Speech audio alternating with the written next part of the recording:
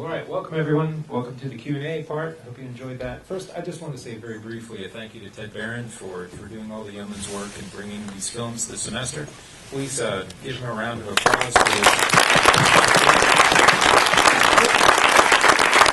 Olivier Morel, who is our intrepid filmmaker and film scholar.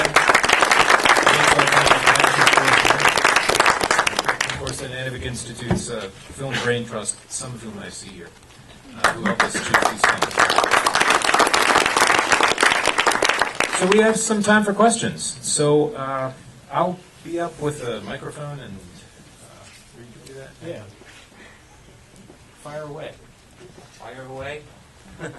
Gently. No questions. Great. That's cool. I have a question.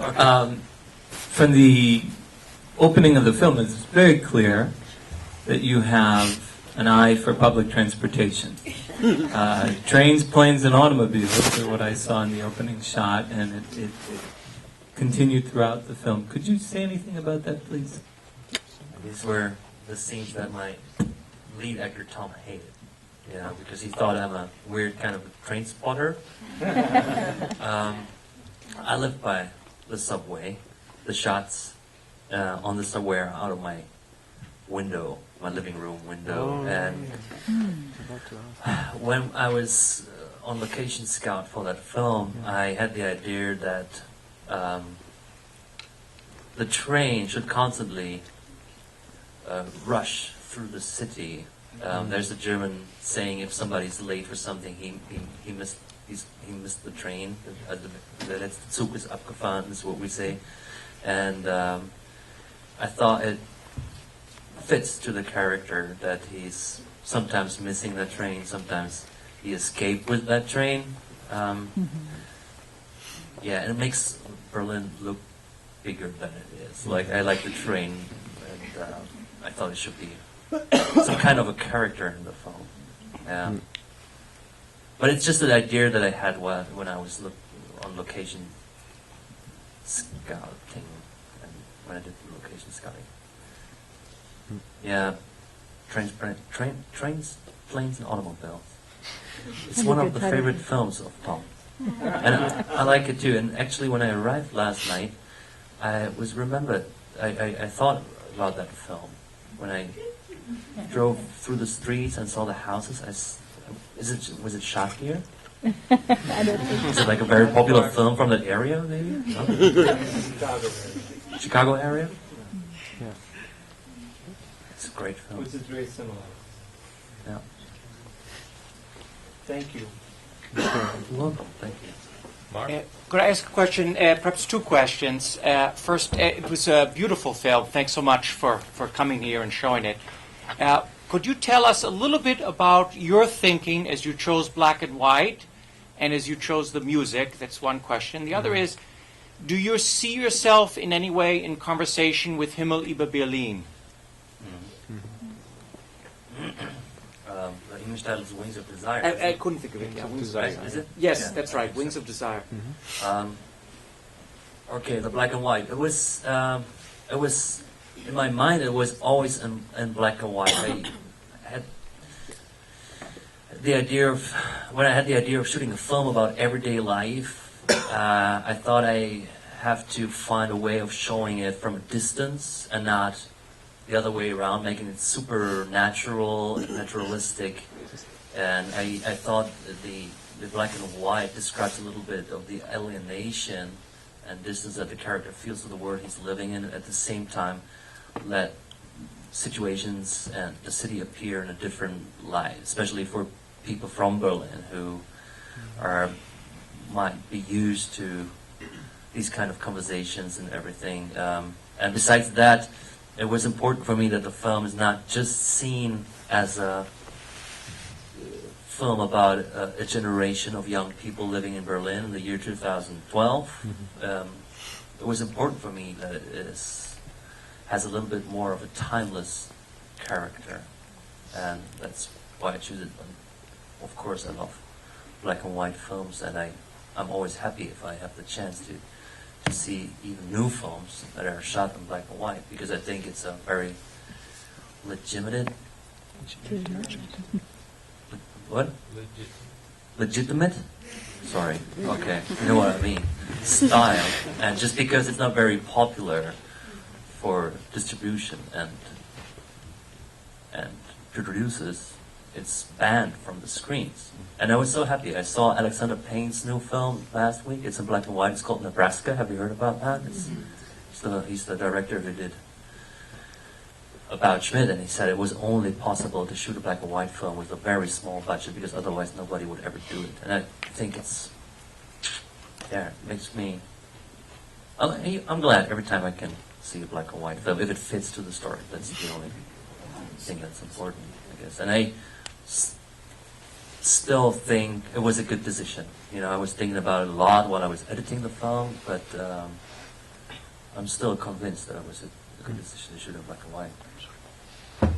It's probably my last film in black and white because I had to answer that question for 100 times. It's a good question though, but it's legitimate. Yes, please.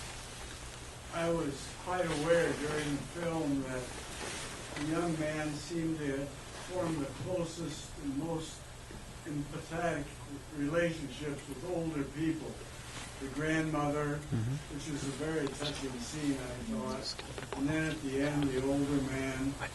And really, he seemed to get along much better with that age group than his own age group. And I just wondered if that was at all intentional. Well, it was important for me to show that he can. Louder, please. Hello? Yeah. Is that better? Yeah.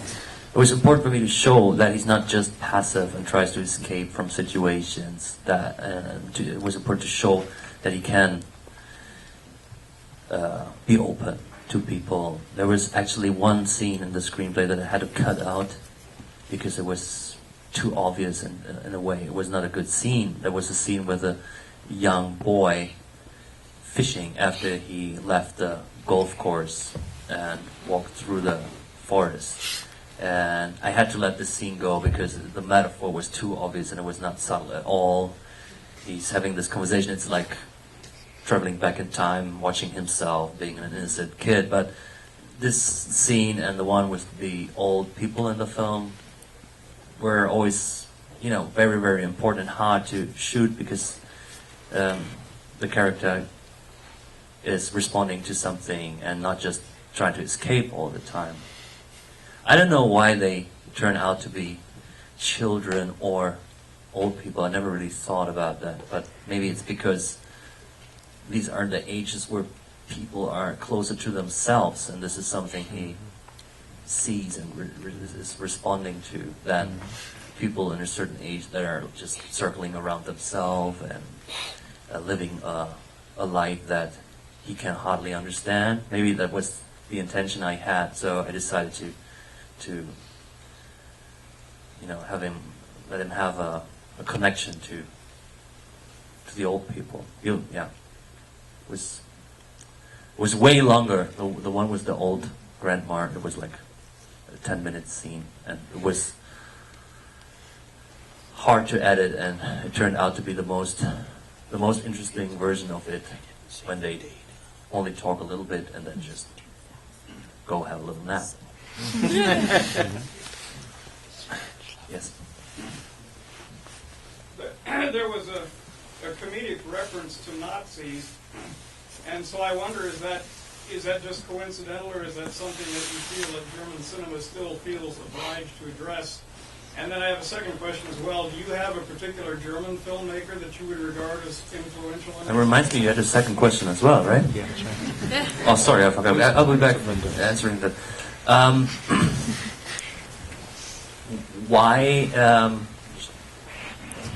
The question Was is, that just coincidental, or is that something that German filmmakers still feel they have an obligation to address even 70 years later? I don't think it's an obligation, and I don't think it's a film about the history of Germany. It's a film about the present Germany and how this history is still present. If my intention would have been to make a film about the history. It wouldn't have been, obviously this film. But I never. There's so many films being made about the history of Germany, but I've never really seen a film where you still feel the ghost of the history in our everyday lives. And because it is a film about a young man who, in search of his identity, I thought like the German struggle with finding their new identity should be part of the film, and that was the idea that I had, in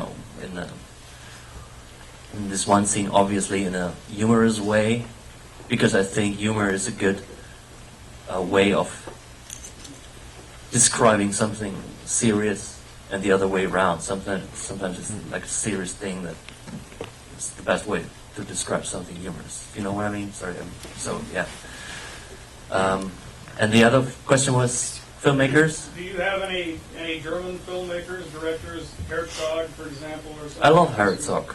Yeah, he's one of my favorite German directors. And with the other directors, it's like that I love some of their films, like Fassbinder, but not all of them. And it's the same with Wenders. I know his films. I'm not a massive fan, but there are like a few films that I really, really like. And I haven't had Wings of Desire in mind when I was writing, even though there are similarities. But it's been quite a while that I've seen Wings of Desire, even though it's playing every week in Berlin. There's this one theater.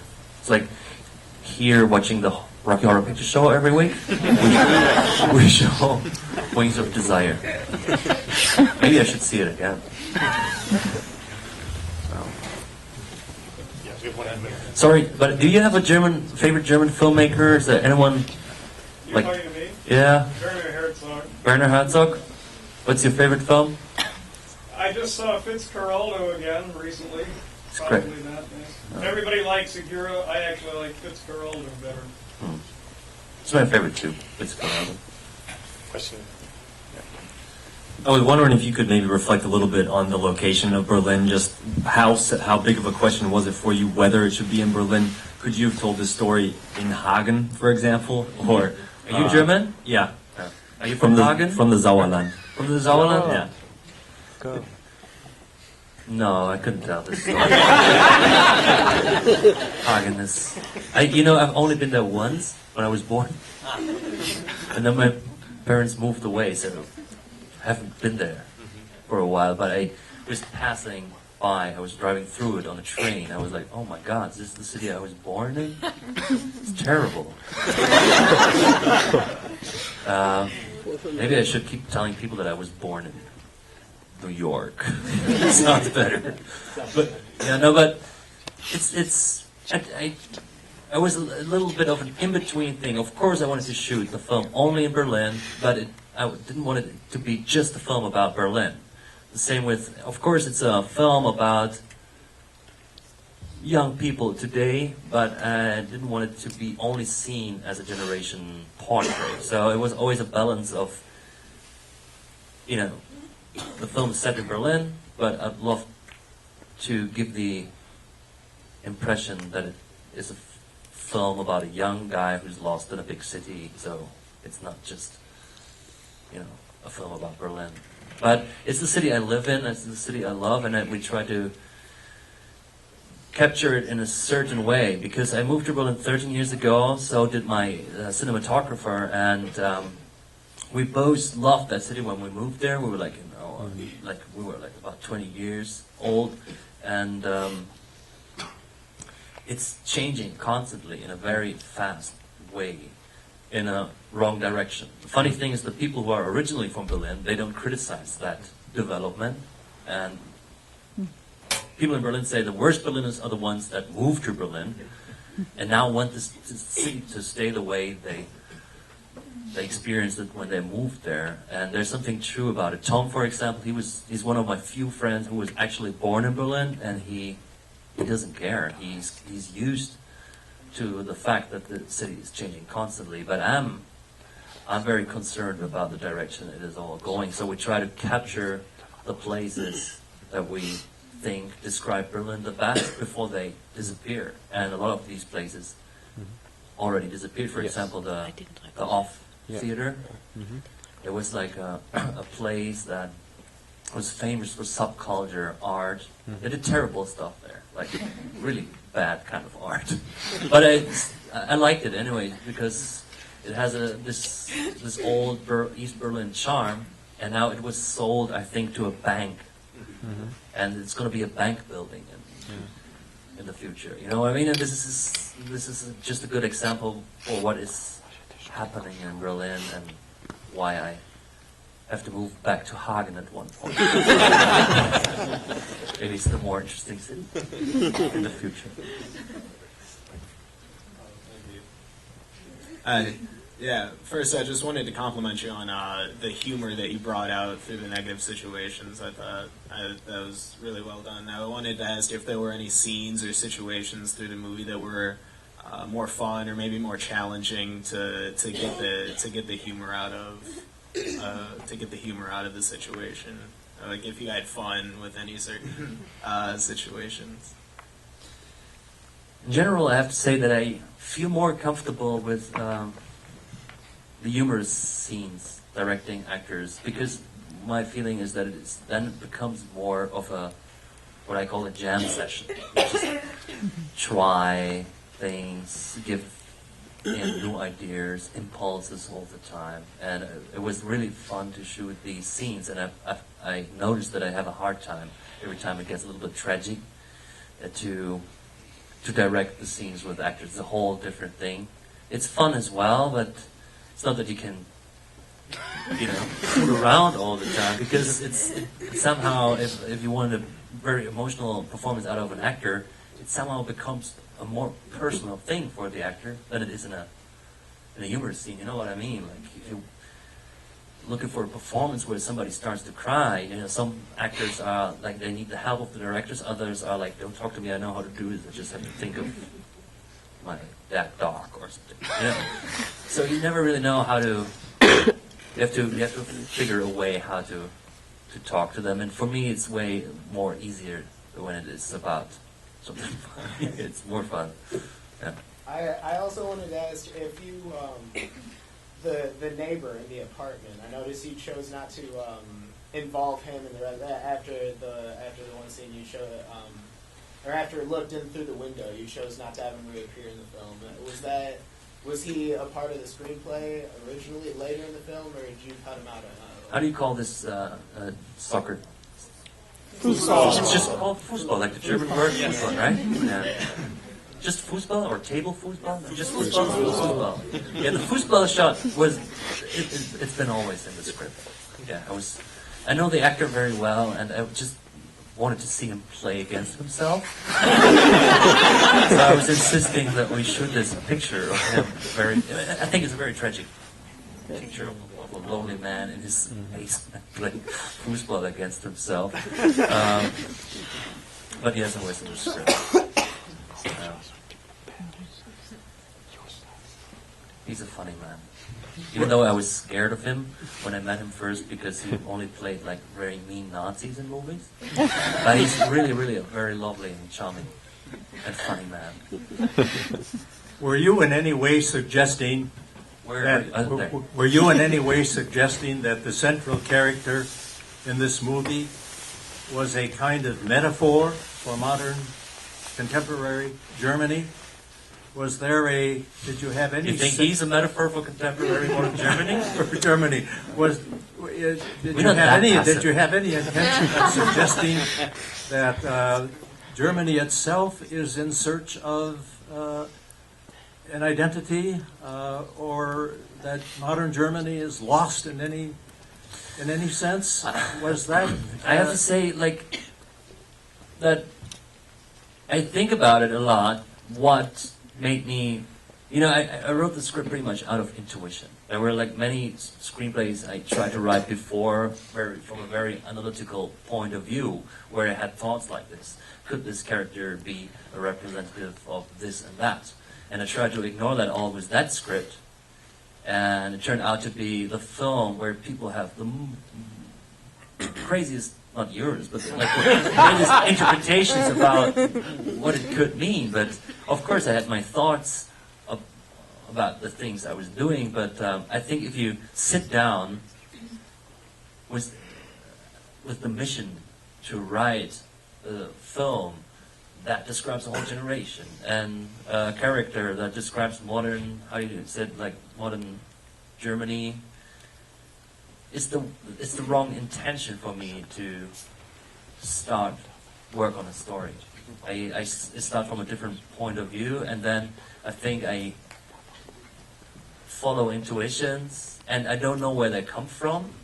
I mean, like having the past of Germany in this film, even if it's annoying 70 years later to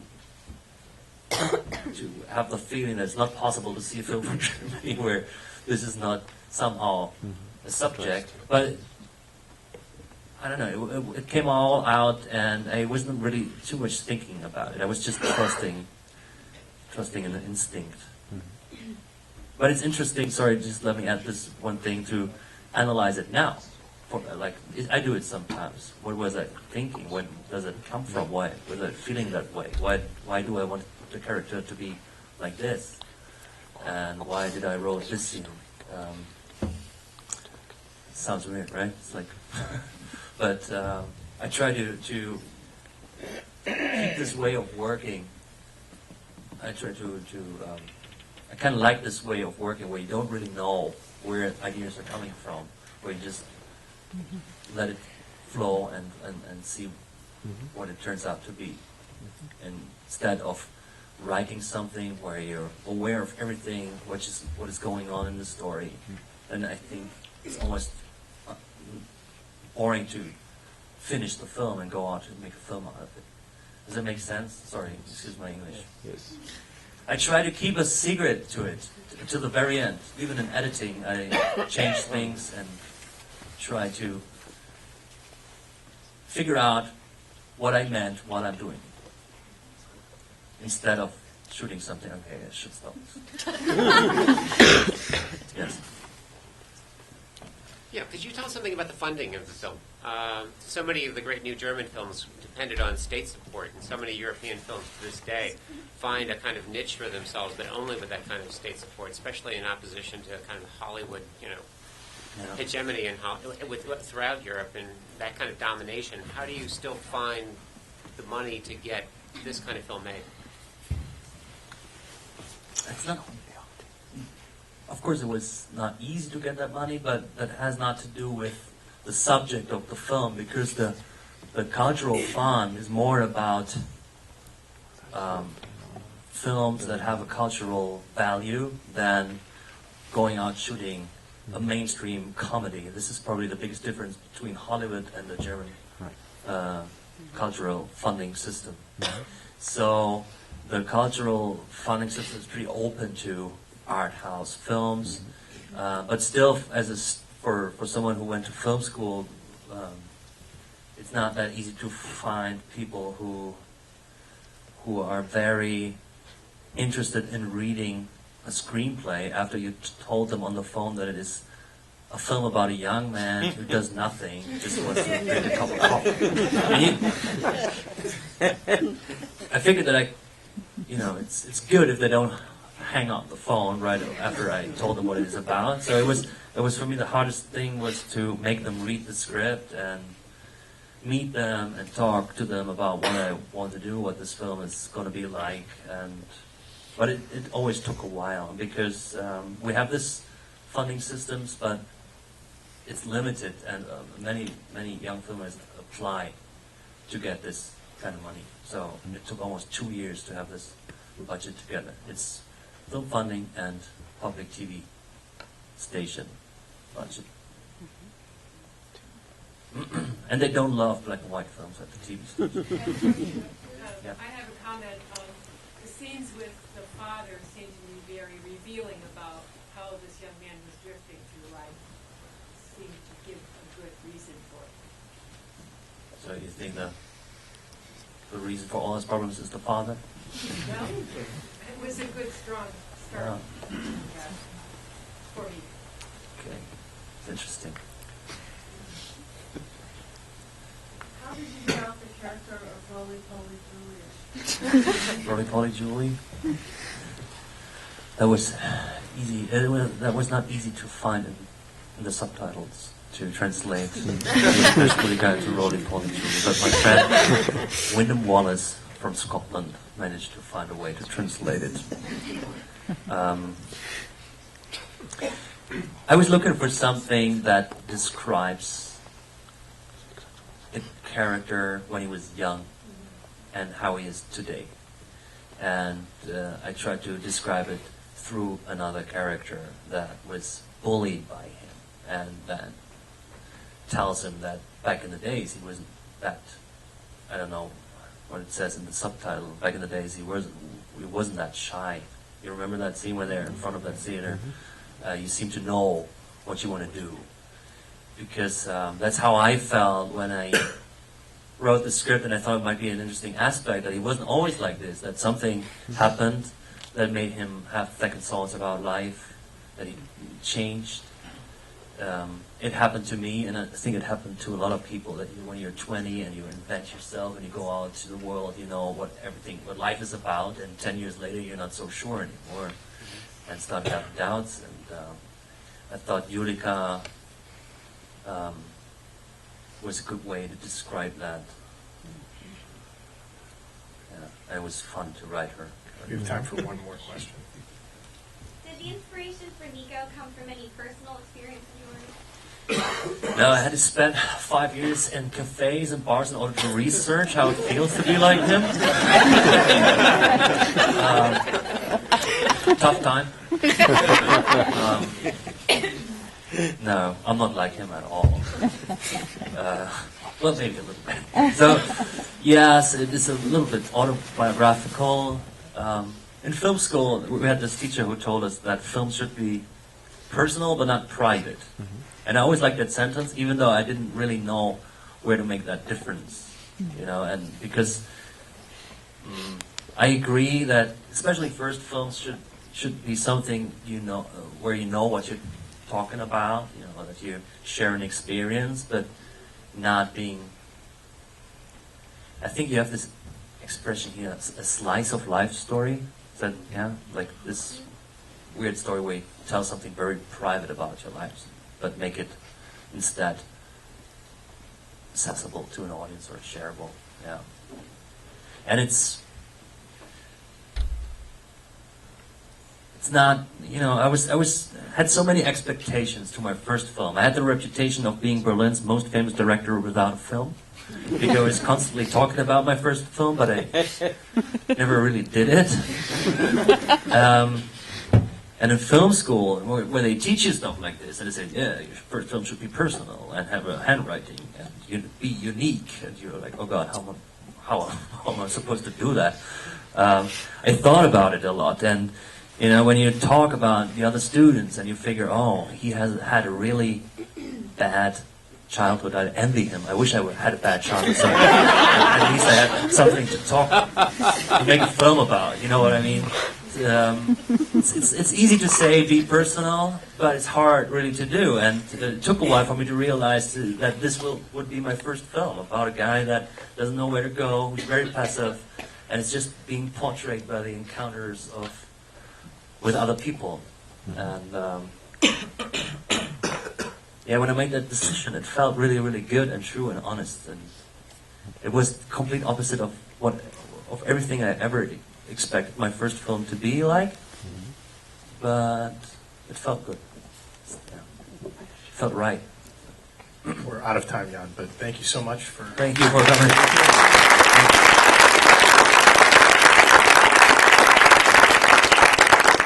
Thanks, Kat. Thanks, Anthony. And thanks, Olivier, for inviting me. I hope to see you again in Angers soon. Or here. Thank you. Thank you.